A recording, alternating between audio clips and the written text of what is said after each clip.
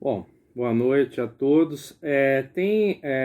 Só enquanto a gente vai ajustando aí a entrada, né, do pessoal, tem gente falando, tô tentando entrar, aos poucos vai entrando, né? Eu acho que é porque tem uma fila mesmo online para ir entrando aí. Mas primeiro eu queria dar boa noite para todos nessa época que a gente anda vivendo, que é a primeira vez, eu acho que a gente vive uma época tão diferente, né, do que estava previsto na humanidade. Então eu quero agradecer, primeiro estar com o pessoal aí do Instituto Federal do Rio de Janeiro, IFRJ, aí cumprimentar os professores, né, Edgar, professores, eu já considero também amigos, né, o professor Edgar, o professor André Luiz e o professor Zé Carlos Gaspar aí, e e aí eu cumprimento todo mundo também do Instituto Federal, e as pessoas que se inscreveram, né, para essa conversa, esse bate-papo hoje. Eu espero que seja proveitoso, né, que vocês se divirtam, né. Eu fiz com a PUC, né, de São Paulo, uma fala outro dia, eu gostei muito. A gente acaba atingindo mais pessoas, né, compartilhando ideias. Então, e tô vendo na sala muitos amigos e futuros amigos, amigas e futuras amigas que estão aí, que fazem pesquisa, né, nos seus estados. Então, obrigado pela presença, em nome do estado aqui de Minas Gerais, da UFJF, eu cumprimento vocês. Muito obrigado pelo prestigiar esse momento, né, nesse dia que a gente está em casa, tendo que aprender, reaprender a fazer várias coisas, né, e aprimorando, né, várias habilidades que a gente já tinha colocado de stand-by, né. Bom, esse tema, ele é um tema, eu ando já há alguns anos preocupado, né, eu não sou economista, minha formação é licenciado, né, eu sou professor de escola mesmo. Acabei na universidade depois de quase 2 décadas e meia em escola, né?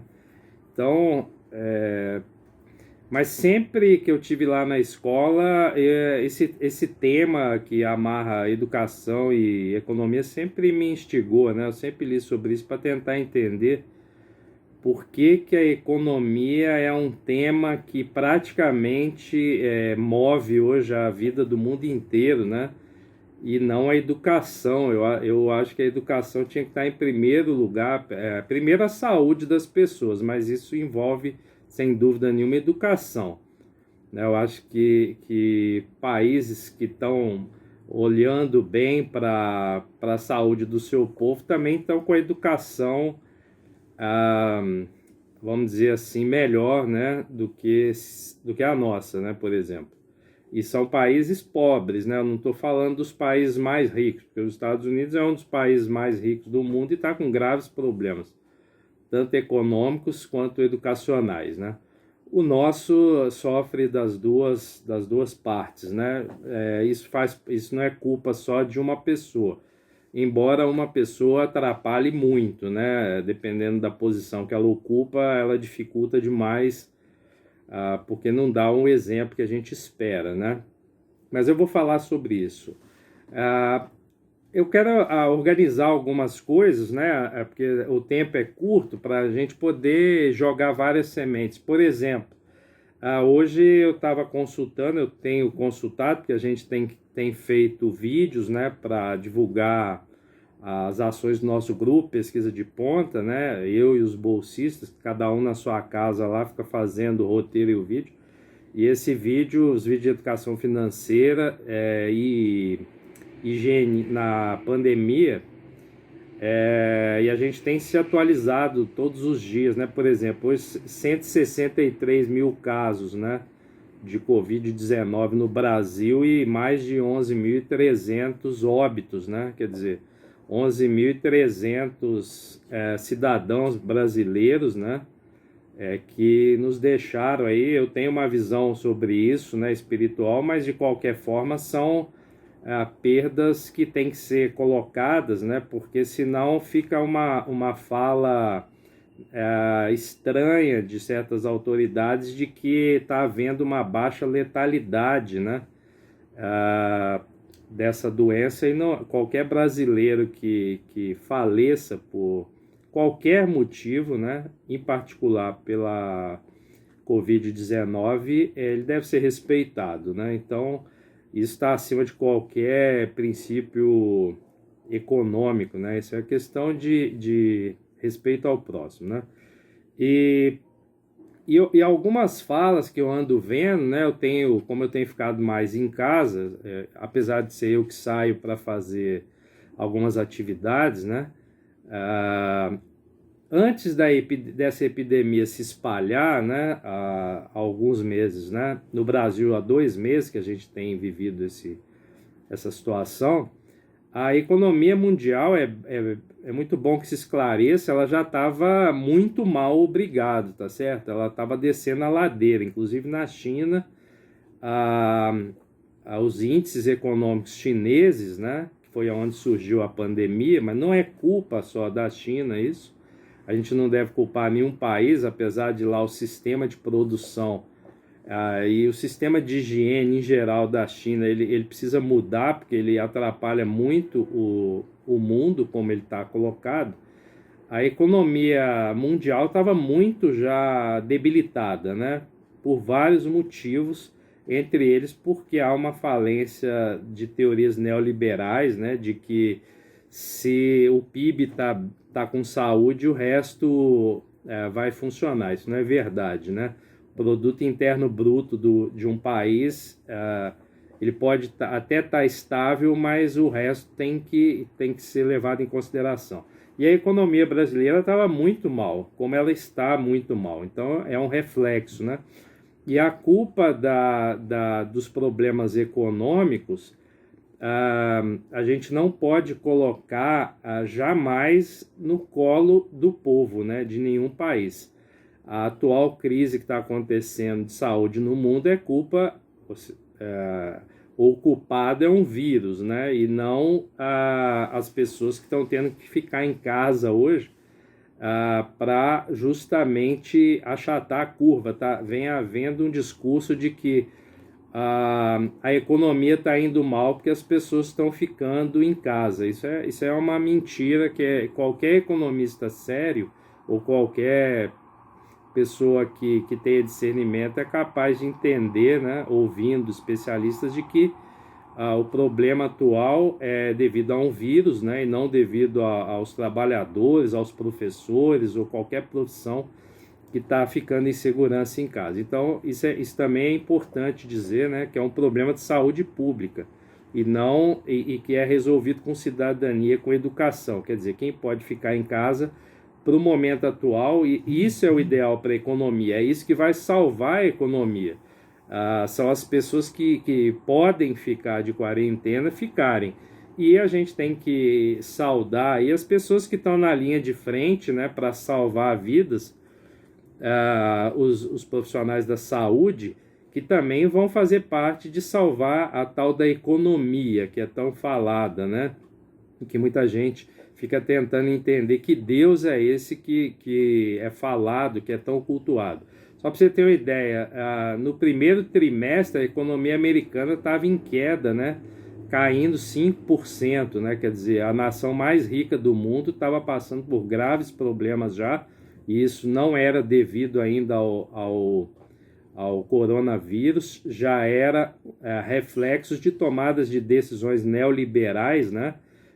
Inconsequentes, né? Ou seja, você deixa o mercado tomar conta da vida do ser humano, e isso não resolve os problemas sociais gravíssimos que a gente tem, de desemprego, pobreza, exclusão social, e uma comunidade cada vez maior de pessoas invisíveis no mundo, né? Que são ignoradas pelos bancos e pelo sistema financeiro. Agora a gente viu o que essa crise provoca. Uma corrida, né, dos bancos para saber quem que tem CPF, quem que não tem, porque eu recebo ligações todo dia me oferecendo empréstimo, né, consignado. Eu não estou precisando no momento desse empréstimo, mas a gente tem orientado milhares de pessoas pelas redes sociais a tomar muito cuidado, porque o grande perigo para a saúde econômica de um país se chama banco, né? São instituições financeiras que têm a ética do mercado, elas fazem o que vai dar lucro. E nesses 2 meses já saiu balanços de bancos dizendo que eles estão tendo lucros bilionários, quer dizer, isso graças à desgraça alheia, né? Isso não é só no Brasil. Então, no Brasil, nesses últimos meses e no ano passado, o crescimento econômico foi ínfimo, foi ridículo, né? Ele foi muito fraco, embora uma ala que dirige o país diga que não. Basta ver se o emprego no Brasil só crescia, como é que pode o Brasil estar crescendo, né? Se o desemprego cresce, é lógico que é um índice que tem que ser levado em consideração, que o país não está indo bem.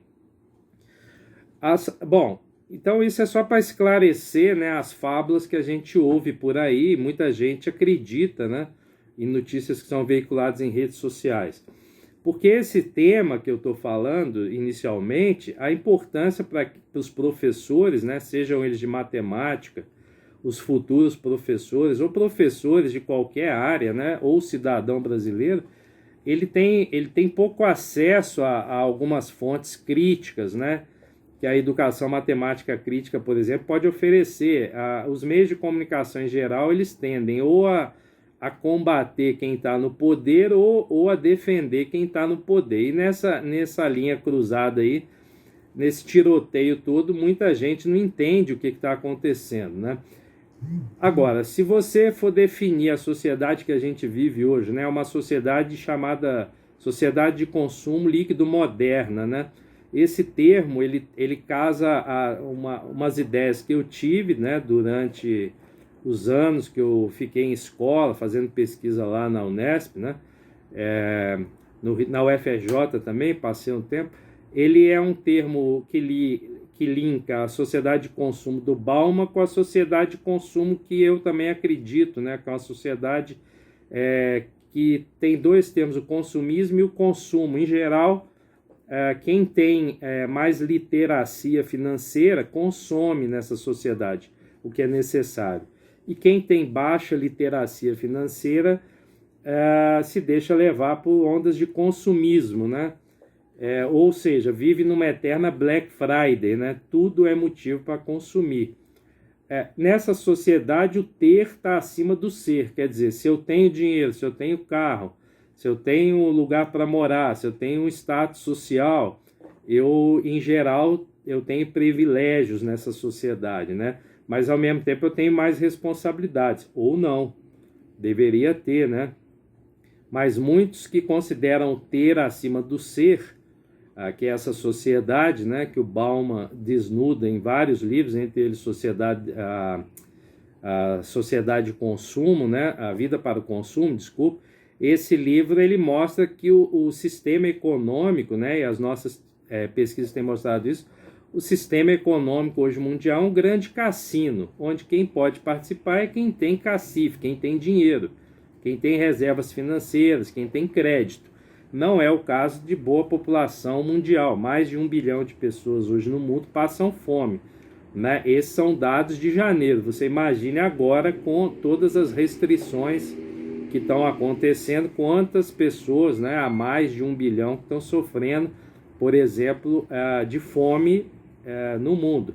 É uma sociedade onde a economia é baseada em especulação financeira, bolsa de valores, né, que rege o mercado. Basta você ver qualquer reportagem, né, a palavra mercado, qualquer reportagem sobre economia, a palavra mercado é repetida ao todo tempo, como se fosse um ser divino, né? O mercado está nervoso, o mercado está assim, o mercado está assim.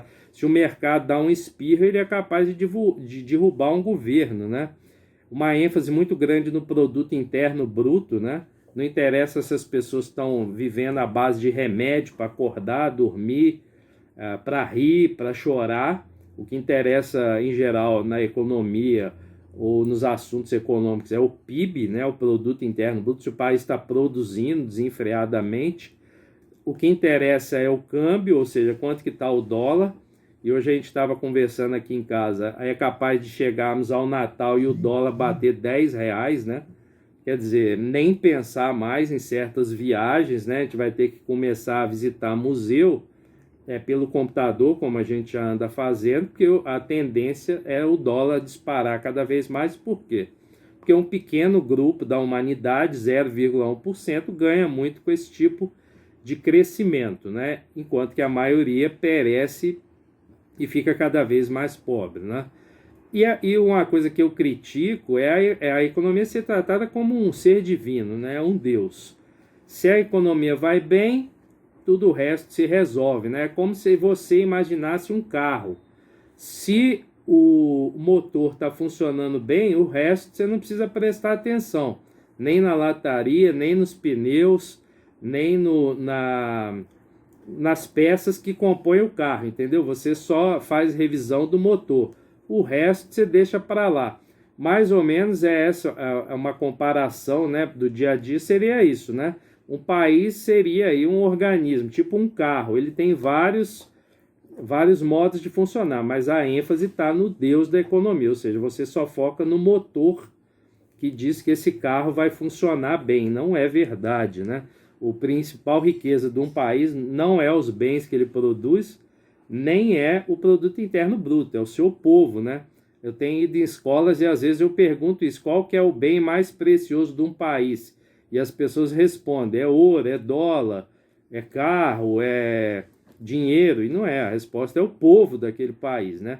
Mas a economização da nossa vida faz com que cada um vire um CPF, né, ou um CNPJ, e no momento estão querendo salvar o CNPJ e deixa para lá o CPF, né? Quer dizer, é mais uma medida aí de economização em prol do PIB, né? Em prol do dólar, em prol da economia como um Deus, né? E nesse cassino você vê centenas de milhões de indivíduos que ficam excluídos, né? Basta ver que a ajuda que o governo atual ia dar para os necessitados, foi detectado quase 40 milhões de pessoas que estão excluídas do sistema financeiro brasileiro. Ou seja, não tem conta em banco, não tem CPF e estavam invisíveis, né? Quer dizer, como que essas pessoas estavam sobrevivendo, né, nesse sistema econômico neoliberal que muitos exaltam, né? Ficou revelado também uma economização da forma que a gente vive na medida que você vê o sucateamento do nosso sistema de saúde, uma correria total para comprar aparelhos que um país deveria ter para atender o seu povo, mas em nome da economia a saúde foi deixada de lado. E o que aconteceu? Um sucateamento do sistema de saúde, né, do Sistema Único de Saúde, e agora precisou de um vírus chegar para falar que a gente tem que priorizar a saúde e a educação do nosso povo, né? Você vê também um desgaste muito grande, uma ênfase na economia faz com que o sistema educacional público também sofra, porque muitos estudantes estão tendo extrema dificuldade de estudar nessa quarentena, apesar de todo o esforço dos professores, né? O Brasil tem quase 3 milhões de professores, fora os que estão se preparando para ser professores, né? Já estão sendo professores na licenciatura, no bacharelado. Esses 3 milhões de professores são desacreditados no país, são desmoralizados, boa parte deles, ou todos, porque o importante é a gente satisfazer as regras econômicas, né? E aí você vê, inclusive, um reflexo disso com tentativas de corte de salário de servidores públicos, né? Entre os quais os professores, né, que estão se desdobrando na quarentena para, mais uma vez, educar a população, educar os estudantes, e contando com a ajuda das famílias. Só que tem regiões do Brasil que a internet não chegou, a água não chegou, a luz não chegou, as condições hidráulicas não existem, né? E isso tudo, um vírus vem desmontar um sistema econômico neoliberal completamente falido, que é o nosso, que é reflexo também do que a gente copia do norte, né, da Europa e dos Estados Unidos. Bom, então essa é a sociedade que a gente vive, que o Bauman já estava dizendo há algumas décadas atrás, que economicamente ia dar errado. Se você enfatiza o mercado e despreza o povo, os trabalhadores, o sistema econômico não vai sobreviver muito. Basta um vírus para mostrar que precisa de ajustes graves, né? Eu tenho acompanhado o canal, né, de alguns educadores, né, do Rio, por exemplo, do Carlos Matias, a matemática humanística, né? Não só a matemática humanística, mas a gente já precisa de uma economia solidária e uma educação matemática crítica cada vez mais presente, não só nas universidades, nas pós-graduações, né, nas pesquisas. Você precisa reativar o seu som. Sem querer, eu desativei. Tá ok. Funcionou? Funcionou. Tranquilo. Bom, então voltando, a gente precisa de não só de uma matemática humanística, que é importante, mas de uma educação matemática crítica presente no cotidiano das pessoas, né? Eu tenho aproveitado as poucas filas que eu tenho que enfrentar e o distanciamento, mesmo com máscara, para disseminar as ideias, né? Porque as pessoas ficam nas filas espalhando fake news, que para mim é pior do que o vírus, ou tão cruel quanto um vírus, né? E como educadores a gente tem que estar atento a isso, mesmo com máscara, mesmo na fila, mesmo com distanciamento, educando as pessoas para parar de espalhar fake news, porque elas não checam as fontes, né? E isso é um outro reflexo da economização da nossa vida. O Bauman já dizia, conforme você amedronta um consumidor, ele vai tomar decisões equivocadas, porque ele fica com crise de ansiedade, ele fica com medo, e pessoas com medo tendem a tomar decisões que vão prejudicar muito o seu status quo, né? Que vão prejudicar muito a sua vida econômica, a sua vida, inclusive de saúde, né? Então esse é um ambiente que a gente anda vivendo da sociedade que o Bauman descreve. Agora, essa economização da nossa vida, da onde que vem isso, né? Isso está num capítulo de um livro que vai sair, ele já foi lançado, mas devido a esse momento a gente está respeitando para depois fazer uma divulgação melhor. É um capítulo onde eu falo sobre a origem da economização da nossa vida, que foi baseada no economista prêmio Nobel Joel Spring, né? Depois posso disponibilizar para quem quiser, só o meu capítulo se quiser. Ele diz, e outros dizem, né, outros economistas adeptos da economia solidária, que vão contra a teoria do capital humano, né, que progressos econômicos, onde poucos estão ganhando dinheiro, como é o caso nosso, né, no Brasil 1% detém a riqueza da maioria da população. Quais são os reflexos de um progresso econômico que só um grupo ganha? Exclusão social, né? Alto nível de desemprego, baixa literacia financeira, que favorece muito aos bancos, né? As pessoas hoje têm extrema dificuldade para lidar com o banco, principalmente o pessoal que está na faixa dos 60 a 90 anos, eles são muito explorados pelos bancos em todos os sentidos, né? Se deixar, tira até órgão da pessoa para o banco ter lucro. E isso é resultado de dominação de um grupo só, né, da renda. Eles conseguem ter ganhos, né, como os bancos vêm tendo, né, ganhos indecentes, né, vergonhosos, enquanto que a massa da população não consegue guardar dinheiro, né? Há uma economização muito grande também nas escolas, né, no currículo.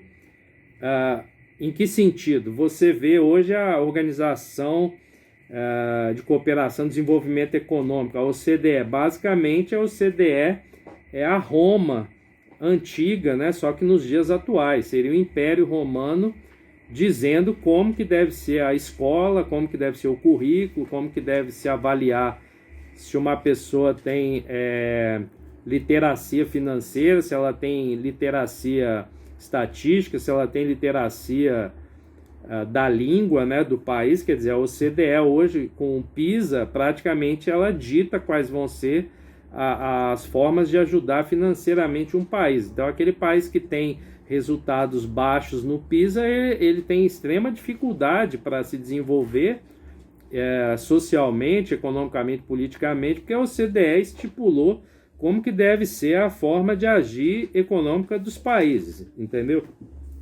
E nessa sociedade tem valor quem consome, quem tem dinheiro para consumir, né? Quem tem renda, quem pode ficar comprando coisas a todo tempo, quem está seguindo moda, né? Eu estava lendo agora há pouco uma reportagem numa revista semanal que sai no Brasil, que muitos não leem, mas eu leio de tudo para separar o joio do trigo, dizendo que lá na China o comércio de luxo está bombando, né? Eles estão saindo da quarentena lá, e na cidade em Guangzhou, uma das maiores cidades da China, muitos chineses estão indo para os shoppings comprar produtos de luxo, né?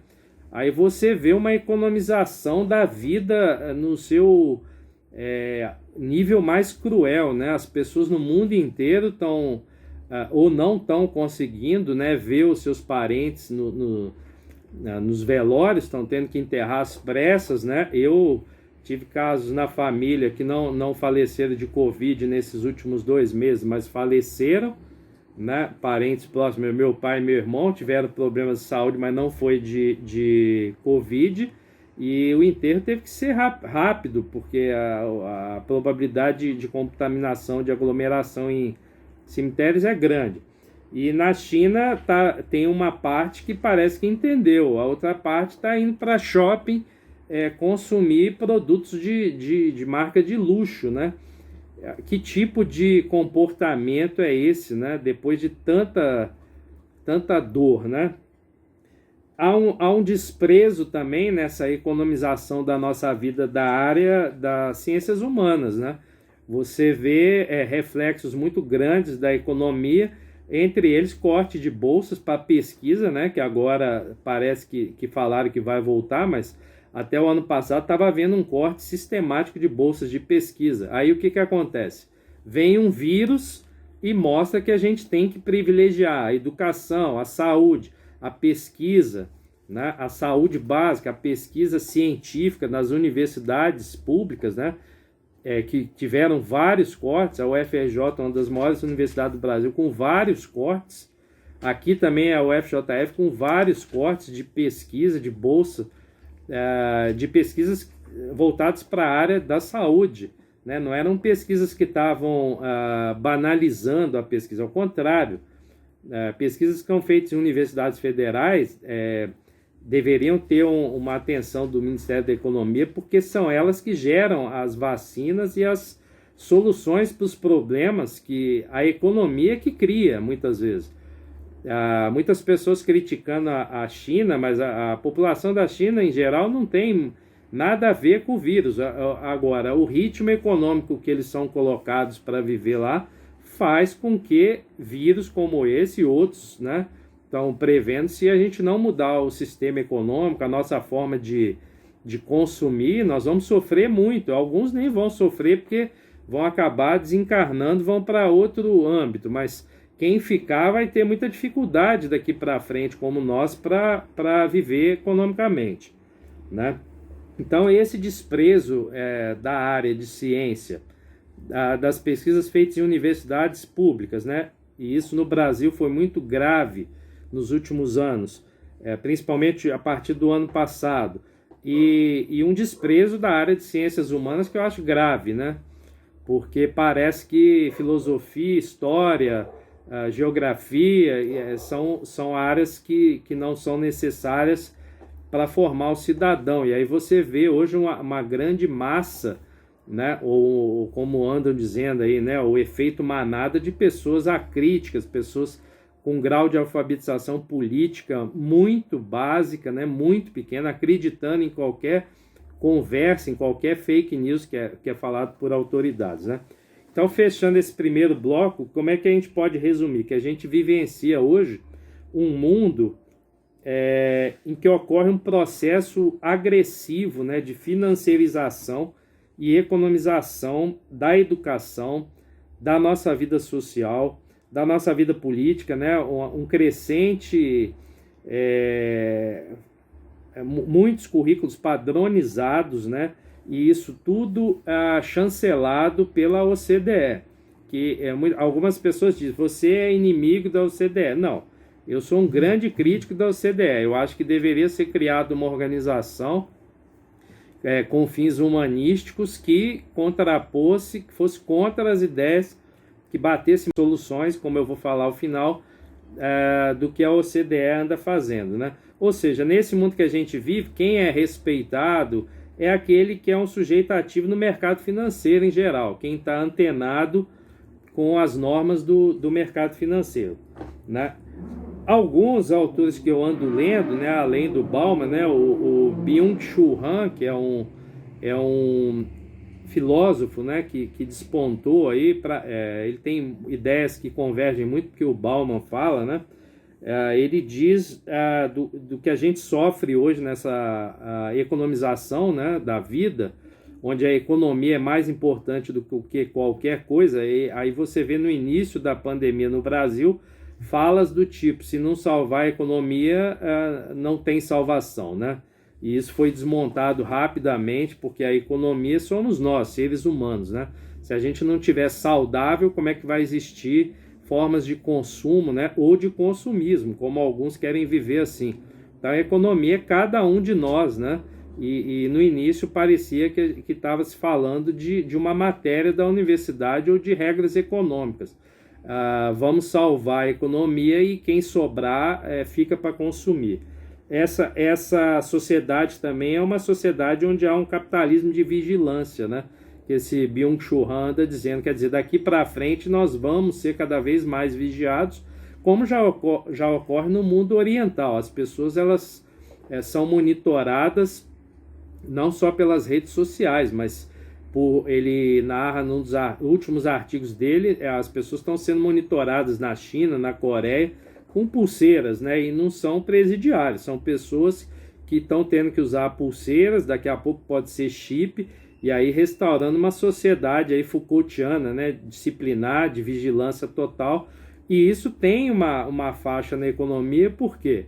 Porque cada vez que você passa um cartão de crédito, cada vez que você fala no supermercado seu CPF, você está sendo monitorado por marcas, né? Que vão te assediar a todo momento, seja de remédio, seja de livro, livraria, loja para comprar sapato, enfim. Nessa economização da nossa vida, há uma algoritmização dos nossos hábitos, né? Agora, na pandemia, estão sabendo que boa parte das pessoas estão tendo o hábito de comprar remédios, né? De comprar mais álcool gel. Então, a gente não para de receber o tempo todo, além do assédio dos bancos com empréstimo, né? Quer oferecer empréstimo para você pagar em 60 meses, 72 meses, quer dizer, um absurdo completo. Há um assédio muito grande para oferecer produtos que a gente não precisa nesse momento. O que a gente precisa nesse momento é aqueles que podem ficar em casa e aí ter estrutura para isso, inclusive para se manter psicologicamente, né? Essa sociedade, então, ela é uma sociedade totalitarista, né? No sentido de que quem comanda é a economia.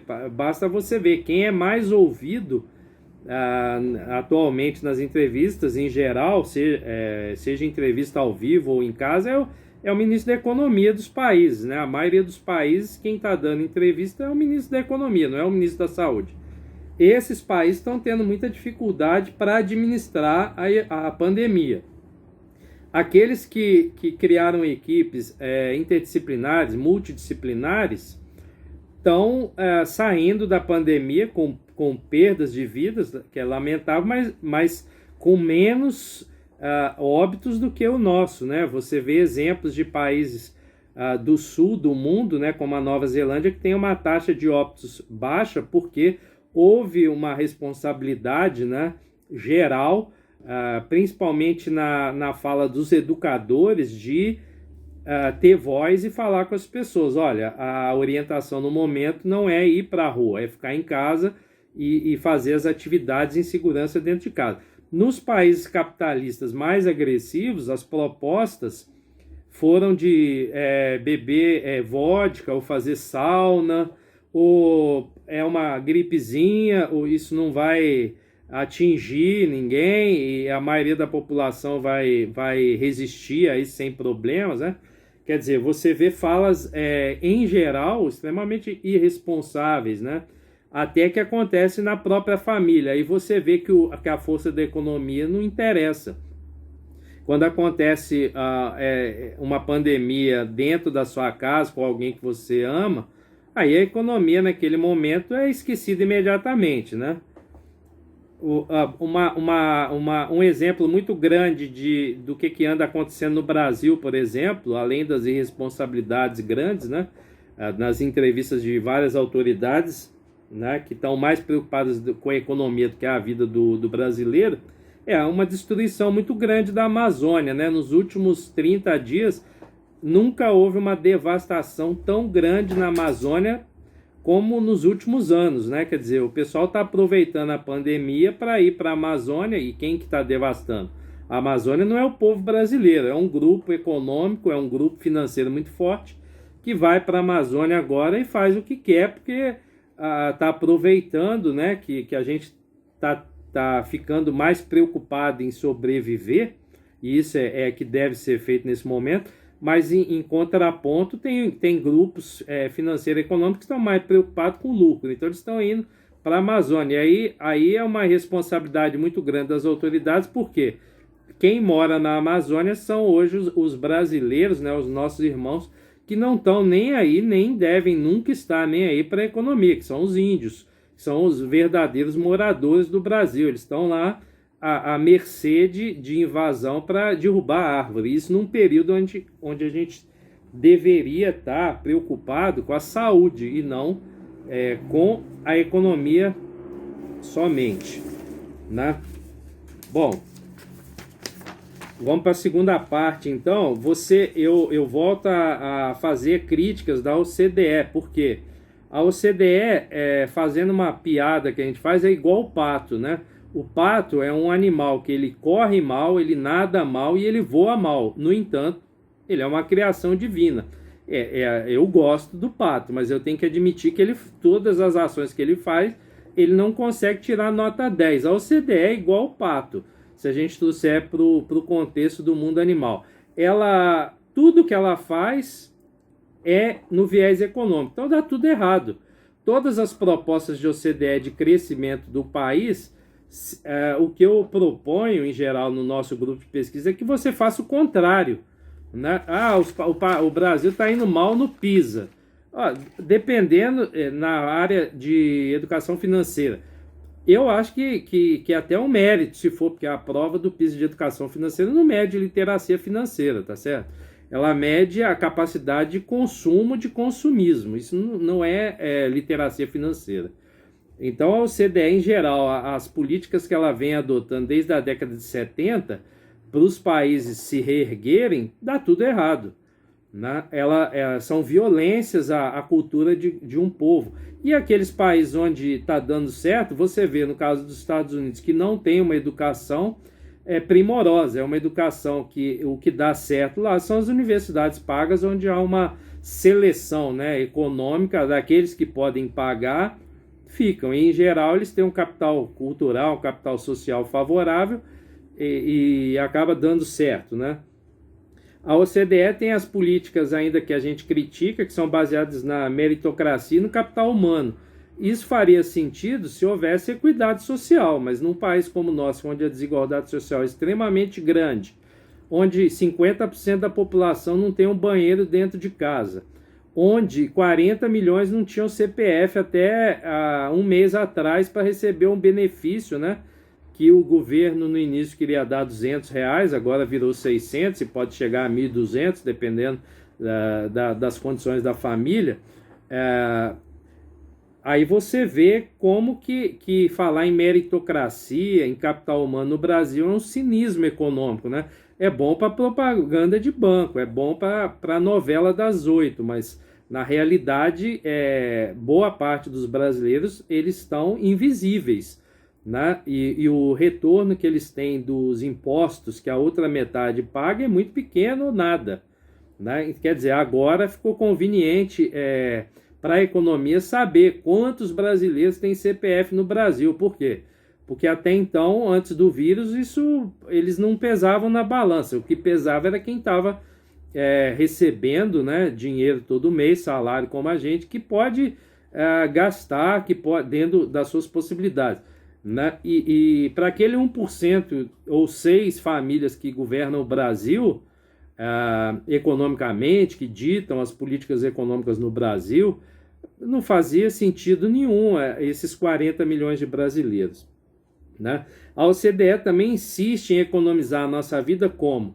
Influenciando o currículo, né? Ela está o tempo todo botando o nariz nos contextos culturais que ela não conhece, né? Quem mora em cidades um pouco maiores, né, como Rio de Janeiro, Belo Horizonte, Juiz de Fora já é uma cidade grande, você não vê certas autoridades, né, quando vêm ao Brasil, elas não vão para as periferias, né? Elas vão para certas regiões com ar-condicionado e lá elas sentam para fazer reuniões, para fazer mudanças econômicas, né, ou para propor mudanças curriculares no Brasil. Você não vê ninguém da OCDE descer no Rio de Janeiro e ir na comunidade da Rocinha ou da Mangueira para verificar. E quando isso é feito, é usado com fins ideológicos, né? E não provoca nenhuma mudança social de impacto, né? Você vê os testes do PISA, uma padronização ignorando totalmente a diversidade cultural do Brasil, né? O Brasil cada cidade tem uma riqueza cultural. Você imagine cada estado, né, e o país como um todo. No entanto, há uma economização da escola, da educação, na medida em que a OCDE dita o que cada currículo tem que fazer. Mas tudo isso que eu estou falando caiu por terra quando esse vírus, né, que antigamente ficava mais restrito ao contexto asiático, ao contexto oriental, ele globalizou. Ele virou um cidadão mundial, né? E foi o único capaz de colocar até agora, infelizmente, com milhares de óbitos, né? Teve que chegar a esse ponto para a gente começar a questionar regras da economia que são extremamente cruéis com a humanidade, né? Em suma, você vê com a criação da OCDE o surgimento de um modelo, né, que foi proposto, que serve à economia para fortalecer capital humano, para você distinguir por meritocracia quem que deve ocupar certos cargos e quem que deve ser um trabalhador que vai ficar ali levando o país nas costas, né? E no Brasil, quem leva efetivamente o país nas costas são os trabalhadores e os professores, né? Você vê que o Brasil tem países que a população do país é a quantidade de professores que tem no Brasil. Quer dizer, quase 3 milhões de professores equivale a um Uruguai inteiro, né? São esses educadores e professores, mais a classe médica, hoje enfermeiros, profissionais da saúde e os trabalhadores que estão indo defender o seu pão, mesmo em condições muito complicadas, que vão salvar a economia. Quem está em Brasília vai dar palpite, mas quem vai salvar a economia não é quem está em Washington também na Casa Branca, tá certo? Nem nem a Angela Merkel, nem o presidente da França, nem o primeiro-ministro da Inglaterra. Eles dão entrevistas. Quem vai salvar os países dessa crise são os professores, os profissionais da saúde e os trabalhadores que estão nas linhas de produção. Aí a gente tem que reconhecer, tem empresas que estão dando condições ideais de trabalho, mesmo na pandemia, eu tenho acompanhado, e tem empresas que não, que continuam praticando a servidão humana. Se morrer, contrata outro CPF, né? Essas empresas, eu acho que faz parte também da educação matemática crítica, da nossa posição crítica. Essas empresas têm que ser rastreadas e a gente tem que parar de consumir produtos de empresas que promovem a escravidão no século XXI. Outro dia eu lendo o livro do Laurentino Gomes, Escravidão, e ele ressalta isso logo no início. A escravidão no Brasil nunca terminou, ela só se ampliou. Ela tomou novos vieses, né, novas formas. A escravidão no Brasil continua, a servidão continua. Basta ver que numa mudança de governo conseguiram prometer um tipo de salário mínimo e ele foi reduzido, né? Como se quem ganha salário mínimo pudesse juntar dinheiro, pudesse aplicar na bolsa, né? E o salário mínimo do Brasil é um dos mais baixos do mundo, né? E olha que a gente está tentando entrar na OCDE, e isso não vai mudar nada, porque quem muda o país não é o governo, né? Apesar de ter essa ambição. Quem muda o país é o governo respeitando o seu povo, né? O que não anda ocorrendo em geral nos países que estão desprezando a Covid-19, apesar de na América do Sul, boa parte dos governantes estão atuando de forma precisa, colocar a saúde do povo em primeiro lugar, e a economia vem depois, né? No nosso aqui, a gente tá sofrendo testes esses últimos 2 meses, né? De que o que é importante, se é a vida do brasileiro ou se é a economia voltar a subir no segundo semestre. Então já vamos adiantar, né, fazer uma previsão que a economia no Brasil não vai melhorar no segundo semestre, a não ser que o povo brasileiro esteja com saúde, né? Esse modelo econômico que já vem vigente nos últimos 40 anos, né, neoliberal, alguns dizem liberalismo, né, não tem liberalismo no Brasil, né? O que existe no Brasil é um capitalismo de Araque, né, de meia tigela, onde 6 famílias têm muito dinheiro, os bancos estão sempre lucrando e o povo está sempre tentando sobreviver, né? A nossa contribuição tem sido qual? De tentar educar a população para parar de cair em armadilhas de setores de marketing, de propaganda enganosa, né? Onde que dizem que se você tem o carro do ano, você vai ser feliz. Não é? Tem muitas pessoas que têm o carro do ano e estão sofrendo tratamento de depressão grave, porque um carro não preenche um vazio de um parente, de um amigo, de uma pessoa que você gosta da sua família, apesar das propagandas mostrarem isso. Se eu tiver um carro, se eu tiver um iate, se eu tiver um bem valioso, se eu tiver dinheiro no banco, eu vou ser feliz, vou estar realizado. Há casos onde isso pode acontecer, mas em geral, se você não tem as pessoas que você gosta do seu lado, né? E agora nesse momento isso está acontecendo por videoconferência, né? Ontem foi o Dia das Mães, feliz Dia das Mães para todas as mães, né? Todos os dias, mas muitos ontem confraternizaram com suas mães à distância, né? E estão morando no mesmo bairro, mas por questões de saúde, privilegiaram a saúde, não a economia. Porque se a gente tivesse privilegiando a economia do Brasil, boa parte dos brasileiros já não estaria mais entre nós, né? Fizeram um teste, né? Eu até anotei hoje para não esquecer. O que aconteceu na Itália, né? Que é o berço da cultura mundial, né? Da Renascença, né? Florença, tem várias séries, vários livros sobre isso, sobre as genialidades que a Itália criou, parece que foram esquecidas no século XVI e XVII, porque a irresponsabilidade que foi feita em nome da economia em Milão fez com que essa pandemia tomasse um tamanho na Itália devastador, né? Uma campanha que tem nas redes sociais dizendo que Milão não ia se fechar porque Milão não ia sofrer as consequências do vírus, né? E o privilegiado na propaganda, se você vê, são os shoppings, são as lojas, são as grifes, são os lugares mais chiques de Milão, como se Milão não tivesse periferia, né? Eu nunca fui lá, mas qualquer grande cidade tem as pessoas que têm o poder aquisitivo e conseguem se destacar, né, economicamente, e tem a massa que é a população que carrega a economia nas costas, que são os trabalhadores. No entanto, Milão pagou para ver, né, o prefeito, né, disse que não, e os italianos estavam desinformados, porque um dos papéis da educação é a informação, é a ciência, o conhecimento científico. Isso foi ignorado em nome de falas que a economia não podia parar, né? Quer dizer, a economia teve que parar porque o vírus fez ela parar.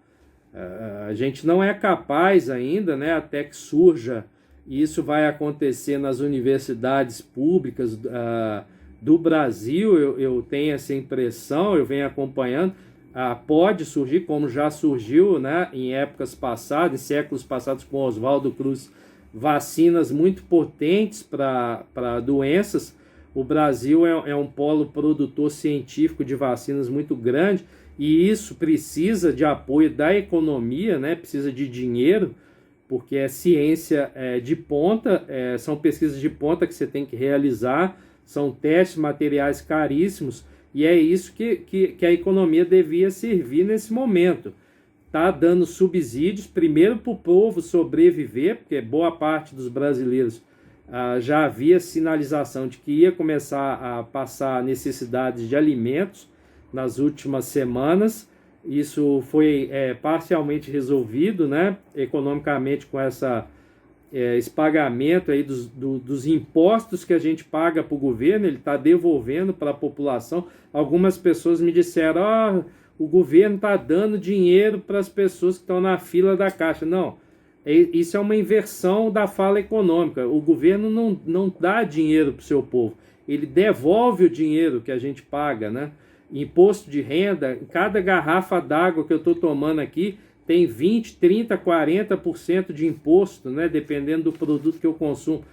E o governo agora está devolvendo dinheiro para as pessoas que trabalharam para o país dar certo, né? E o vírus é uma contingência, é um momento. Eu acho, até as pessoas falam, eu tenho medo do vírus. Todo mundo deve se precaver, mas eu tenho mais medo das pessoas que duvidam que um vírus é capaz de educar uma população, como muitos governantes por aí, né? Então, por fim, esse lugar que a gente anda vivendo economicamente, ele se apagou, ele acabou. Muitas pessoas estão dizendo, quando que a gente vai voltar à normalidade? Nunca mais, porque um dia não é igual ao outro, há um minuto atrás é passado e a normalidade não volta. O que a gente vai ter que fazer nesse período pós-pandemia, quando ele chegar, e isso não deve ser uma preocupação urgente, porque nos contextos que eu ando vendo, eu tenho percebido pessoas querendo imitar Milão, né? Vamos voltar, porque senão a economia vai quebrar. A economia vai quebrar se não tiver ninguém vivo, porque aí não existe nem matemática, nem economia, nem educação matemática, né? Porque quem faz a matemática, a educação matemática, quem faz a educação em geral, são as pessoas que estão vivas, com saúde. Então, a economia ela tem que ser respeitada, mas ela não pode estar nunca acima da vida humana. E quais seriam as soluções, né, para a gente resolver a pós-pandemia, né? O que deveria ser feito? Eu acho que primeiro que houve uma mudança muito grande. Eu estava comentando aqui com a Fernanda, né, que está passando a quarentena comigo, eu, a Fernanda e o Didi é meu gato. O que tem sido feito, né, nessa pandemia? Por exemplo, eu não tinha hábitos de higiene quando eu chegava em casa, né? Eu nunca tirei sapato, né? Eu sou judeu, então nunca me preocupei. A minha descendência judaica nunca falou que tinha que tirar sapato quando chegava em casa. Se eu fosse filho de japonês ou de coreano, isso já é da cultura deles. Então, agora não, tem que chegar praticamente, tirar a roupa inteira, tem que ficar sem roupa, tem que tomar banho rápido, tem que higienizar as compras, né? Antigamente chegava, já ia bebendo no bico, né? Não fazia higiene quase de nenhum produto. Agora não, você tem que higienizar tudo, tem que o tempo todo tá usando álcool gel. Quer dizer, aí que a gente nota, né, como que privilegiar a economia em detrimento da saúde fez com que a gente tivesse que mudar vários hábitos. Agora eu estou mais preocupado com a saúde da população, embora isso vai refletir na economia. Se a saúde melhorar, se a gente conseguir salvar o máximo de pessoas nessa epidemia, a economia vai se recuperar no futuro, porque a economia somos nós, tá certo? Então, algumas soluções, né? Algumas coisas que eu posso oferecer, né? Para a gente pensar. Primeiro, pós-epidemia, a gente tem que ler a definição por exemplo, de educação financeira da OCDE e negar ela totalmente, fazer o contrário. Por quê? Porque a definição de educação financeira da OCDE não ajuda em nada nessa pandemia. Ela diz que ela enfatiza indivíduos consumidores capazes de consumir produtos financeiros e tomar decisões. no momento, não interessa se eu vou consumir, qual produto financeiro, se eu vou aplicar dinheiro, se eu tenho dinheiro lá ou aqui, né? É claro que quem fez uma reserva, quem tem essa capacidade, foi orientado, e nos cursos de educação financeira que a gente deu aqui nos últimos 3 anos, a gente não estava prevendo epidemia nenhuma, pandemia nenhuma desse nível. O que a gente estava prevendo era o seguinte: olha, gente, a tendência nos próximos anos é de arroxo, né? Salarial, porque os governos que estão pelo mundo, né, que estão seguindo o neoliberalismo, eles vão tentando destruir os direitos dos trabalhadores e estão conseguindo, né, fazendo reformas irresponsáveis de previdência para ter superávit primário, quer dizer, para favorecer a economia. Em contraponto, o povo que não tem orientação, não tem reserva, ele vai ficando. E essa epidemia mostrou: quem não tinha reserva, quem não tem estabilidade financeira, está passando muita dificuldade. Daí o papel do Estado. Então, essa história que a OCDE diz que a gente tem que ser bons consumidores de produto financeiro, isso tem que ser apagado pós-epidemia, porque isso não é prioridade, isso não salva vidas. Você pode até ter reserva financeira, aplicar dinheiro onde você quiser, tal, mas saiba que o mais importante é a sua saúde mental, né? Depois a física e depois a financeira. Se puder alinhar as três, tudo bem, mas se privilegiar só a saúde financeira, muita gente deixou para trás aí bens e já foi embora, tá certo? Outra coisa, para nós que somos professores, repensar quando a gente voltar para a escola, essa quantidade de conteúdos curriculares que a gente tem em matemática, né?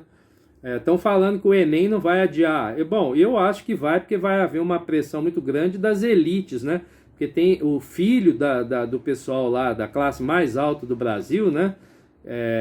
Eles também estão tendo dificuldade, tá certo? O vírus não pega só a classe pobre, a classe que mora nas comunidades sem água, ele não escolhe CEP, né? Então vai haver uma pressão. E eu estava vendo hoje a quantidade de materiais, né? De matérias, de tópicos que você tem que ensinar para a pessoa fazer o Enem. E eu já fiz, né, como teste, né, 3 vezes o Enem para ver como é que essa prova é. Difícil, né? Você fazer 180 questões que resumem praticamente a vida toda que a gente passa na escola, aí 15, 16 anos. Essa quantidade de itens que estão no currículo tem que ser repensada, porque muita coisa não tem serventia e pode ser trabalhada depois na licenciatura, para a formação de professores, mas para os estudantes de 13, 14 anos é um massacre, tá certo? E por que isso acontece? Porque é a questão da meritocracia, do capital humano, da formação do capital humano. Você tem que ensinar muito, aí o cara aprende muito pouco, depois tem que fazer revisional no 3º ano. Então eu acho que tem que sofrer uma mudança curricular, né? E para nós também que somos professores, tentar selecionar o que é mais importante, levar para a sala de aula e botar os estudantes para curtirem. O que eu tenho feito, né, na licenciatura são cenários de investigação, que o Olis Kovismos falou lá no ano 2000, né? Ambiente de aprendizagem, você colocar os estudantes em variados níveis para fazer pesquisa, para fazer modelagem matemática, melhorar as formas de avaliação, né? A gente acaba virando especialista em prova e aí mais reprova do que entende o que os estudantes estão fazendo, enfim. Eu acho que é uma luta aí, no bom sentido da palavra, de humanizar a educação matemática cada vez mais, né? A educação financeira também, com a proposta de economia solidária. E aí tem vários economistas especialistas nisso, um que eu gosto muito, o Amartya Sen, né, que é um indiano que ganhou vários prêmios, prêmio Nobel. Ele tem uma teoria muito ampla sobre economia solidária, né? E a Índia traz vários exemplos de como que a gente pode fazer uma economia solidária, né? Eu acho que rever várias coisas da BNCC também, que nem emplacou ainda, né? A novidade da BNCC é a educação financeira e até hoje a gente não conseguiu por causa dos desgovernos que a gente vive no Ministério da Educação. Você não sabe o que é o Ministério da Educação já há uns 2 anos que não dá para entender que educação, né, que eles querem e se é educação que eles querem, né? E por fim eu encerro a minha fala com uma questão, né, para todos pensarem, né? Essa economização da nossa vida, da educação, ela acontece. Eu acho que uma das vacinas é a economia solidária, é a gente se engajar mais em promover justiça social, alteridade, equidade. E aí eu convido cada um de vocês, né, dentro do seu contexto, né, e não precisa fazer revolução mundial. Se você no andar que você mora do seu prédio, no seu condomínio, na sua casa, na sua rua, você começar a convencer as pessoas a serem mais críticas, a repensar, a ter um olhar crítico sobre o que andam lendo em redes sociais, assistindo em televisão. No Brasil se critica muito uma rede de televisão como se ela tivesse no mundo inteiro, né? E não é, ela só está no Brasil, pessoas podem até assistir em outros países, mas há uma tirada de foco do tipo, a culpa é da rede tal, a culpa é da rede tal. Em outros países não tem a rede tal ou a rede qual, e as pessoas estão fazendo errado do mesmo jeito. Quer dizer que não é culpa a gente não deveria estar culpando só o exterior, né? E sim mudando a nossa conduta, e aí fica o papel de cada educador matemático, cada educadora, né? Seja educador matemático ou não, mas educador, professor de escola pública, escola privada, de universidade pública, de universidade privada, levar nesse período pós-epidemia questionamentos para tornarem as pessoas críticas. Por quê? Se as pessoas se tornarem críticas, reflexivas, né, como o Paulo Freire propôs, e hoje o Paulo Freire é um grande inimigo no MEC, né, ou daqueles que estão lá no MEC, não dá para entender, né, como que o patrono da educação, um dos maiores pensadores do mundo, o terceiro teórico mais citado do mundo, não é respeitado no Ministério da Educação do Brasil, né? Aí você vê o colapso completo da educação em nome da economia, né? Você privilegia a economia e torna o patrono da educação um ser estranho para a sua população. Por que isso? Porque aí fica fácil de manipular as pessoas, fica fácil de você convencer as pessoas de que uma reforma vai ser boa, economicamente falando, mas socialmente vai ser o colapso completo, como a gente está vendo aí, tanto na saúde quanto na educação brasileira. Bom, então é isso, e a pergunta que eu deixo para vocês levarem aí para seus contextos é o que estamos aprendendo nessa epidemia, né? Porque o Paulo Freire já havia alertado, a gente vai estudar, vai se formar, mas nunca deve parar de aprender. E esse vírus, né, que é um ser invisível e silencioso, está nos propondo uma nova aprendizagem, né? E tomara que a gente saia mais humano do que a gente entrou nessa pandemia.